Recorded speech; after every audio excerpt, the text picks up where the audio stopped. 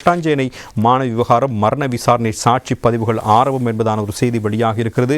பல்வேறு விடயங்கள் தொடர்பில் தாயார் நீதிமன்றில் தெரிவிப்பு என்பதாகவும் அதற்கு உபதலைப்பட்டிருப்பதை காணலாம். வீரகேசரி பத்திரிகை முதல் பக்கத்தில் அந்த செய்தியை பிரதானமாக தந்திருப்பதை நாங்கள் காணக்கூடியதாக இருக்கிறது. குறிப்பாக கொட்டாஞ்சேனை கல்பத்து வீதியில் தொடர் மாடி குடியிருப்பிலிருந்து குதித்து தற்கொலை செய்து கொண்டதாக கூறப்படும் பாடசாலை மாணவி தொடர்பான மரண விசாரணைகள் ஆரம்பிக்கப்பட்டிருக்கின்றன. குறித்த மாணவியுடைய மரண விசாரணைகள் நேற்றைய தினம் கொழும்பு நீதவான் நீதிமன்றில் 5ஆம் இலக்க அறையில் பதில் நீதவான் சம்பத் ஜாவர்தன முன்னிலையில் இடம்பெற்றது. இதன் பொழுது சம்பவம் பதிவான கொட்டாஞ்சேனை கல்பத்து வீதி தொடர்மாடி குடியிருப்பினுடைய தலைவர் கருப்பையா சதீஷ்குமார் முதல் சாட்சியாளராக இங்கு சாட்சியம் அளித்திருக்கிறார். குறித்த தொடர்மாடி குடியிருப்பு 6 மாடிகளை கொண்டது எனவும் 22 வீடுகள் இருப்பதாகவும் மேல் தளத்தில் மொட்டை மாடி இருப்பதாகவும் அவர் சாட்சியம் அளித்தார். மொட்டை மாடியில் சுற்றி வர சுமார் 4 அடி வரையில் சுவர் எழுப்பப்பட்டுள்ளதாகவும் கொட்டாஞ்சேனை போலீசாரில் நெறிப்படுத்தலில் சாட்சியம் அளித்த அவர் சம்பவம் பதிவான கடந்த ஏப்ரல் 29ஆம் தேதி என்ன நடந்தது எனவும் அவர் சாட்சியம் அளித்திருக்கிறார். அன்று கீழ்த்தளத்தில் நான் தண்ணீர் மோட்டார் பழுது பார்த்து கொண்டிருந்தேன். பிற்பகல் 3:13 மணிக்கு பாரிய சத்தம் ஒன்று கேட்டு வெளியே சென்று பார்த்த பொழுது குறித்த சிறுமி வீதியில் விழுந்து கிடந்தார். சிறிது நேரத்தில் அந்த சிறுமியின் தாய் தந்தை எல்லோரும் அந்த இடத்துக்கு வரவே உடனடியாக முச்சக்கர வண்டியில் வைத்தியசாலைக்கு அந்த சிறுமி அனுப்பி வைக்கப்பட்டார். நான் மொட்டை மாடிக்கு சென்று பார்த்த பொழுது அங்கு மாணவியினுடைய புத்தகப்பை மற்றும் செருப்பு ஆகியன இருந்தன. அருகே ஸ்டூல் ஒன்றும் இருந்தது. அது மொட்டை மாடியில் இருக்கும் ஸ்டூல் தான்.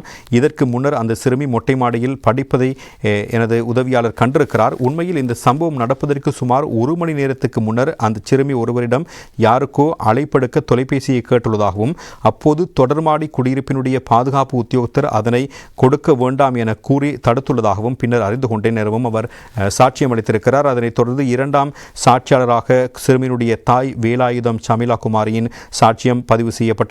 இதன்போது அவரது நலனுக்காக சட்டத்தரணி ஒருவரும் மன்றில் ஆஜராகியிருந்தார். முன்னதாக தாம் மட்டக்குழி பகுதியில் வசித்ததாகவும் சுமார் 1 வருட கால பகுதிக்குள்ளேயே கொட்டாஞ்சேனை தொடர்மாடி குடியிருப்புக்கு குடிவந்ததாகவும் அவர் சாட்சியத்தின் ஆரம்பத்தில் குறிப்பிட்டிருந்தார்.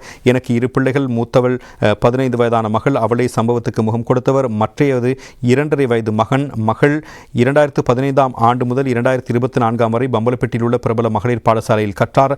அதாவது 1ஆம் தரம் முதல் 10ஆம் தரம் வரை அவர் அங்கு கற்றார். அவர் 10ஆம் தரத்தில் கற்கும்போது ஒரு சம்பவத்துக்கு முகம் கொடுத்தார். அது குறித்து மகள் என்னிடம் கூறினார்.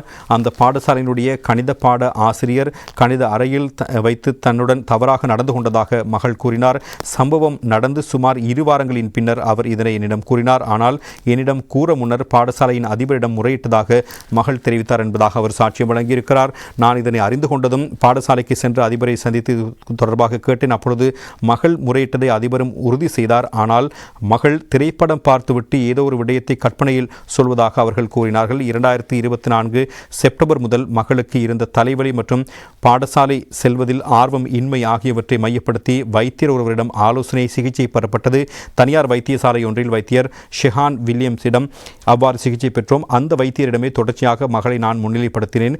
பாடசாலையில் நடந்த சம்பவத்தை தொடர்ந்து நான் மகளை அந்த வைத்தியரிடம் அழைத்து சென்று விடயத்தை கூறினேன். வைத்தியர் மகளுடன் சுமார் 30 நிமிடங்கள் தனியாக பேசிவிட்டு அவரை பரிசோதித்து பாடசாலையில் நடந்த சம்பவம் உண்மை என்றும் மகள் கற்பனை ஏதும் கூறவில்லை எனவும் தெரிவித்தார். பின்னர் உடனடியாக அது தொடர்பில் நடவடிக்கை எடுக்க கோரி சட்ட வைத்திய அதிகாரி முன்னிலையில் மகளை முன்னிலைப்படுத்த கடிதம் ஒன்றினையும் அவர் தந்தார். அந்த கடிதத்தை எடுத்துக்கொண்டு சட்ட வைத்திய அதிகாரியிடம் சென்றபோது 2024 டிசம்பர் 2ஆம் தேதி மகளை சொய்சா வைத்தியசாலையில் அனுமதித்து சட்ட வைத்திய அதிகாரி பரிசோதனைகளை முன்னெடுத்தார். 2024 டிசம்பர் 6ஆம் தேதி வரை மகள் சொய்சா வைத்தியசாலையில் தங்கியிருந்தார். அப்போது ரிஜ்வே சிறுவர் வைத்தியசாலையில் மனநல மருத்துவருடைய அறிக்கையும் பெறப்பட்டது. அவற்றை வைத்து சட்ட வைத்திய அதிகாரி என்னிடம் உடனடியாக போலீசில் முறையிட ஆலோசனை வழங்கினார். மகள் கூறியவை உண்மை எனவும் அதிபர் தெரிவித்த விடயங்களுக்கும் அப்பால் சில விடயங்கள் நடந்துள்ளதாகவும் அவர் குறிப்பிட்டிருந்தார். இதன்படி நேற்றைய தினம் இந்த வாக்குப்பதிவுகள் ஆரம்பமாகி இருப்பதாகவே அந்த செய்தி குறிப்பிடுவதையும் நாங்கள் காணக்கூடியதாக இருக்கிறது.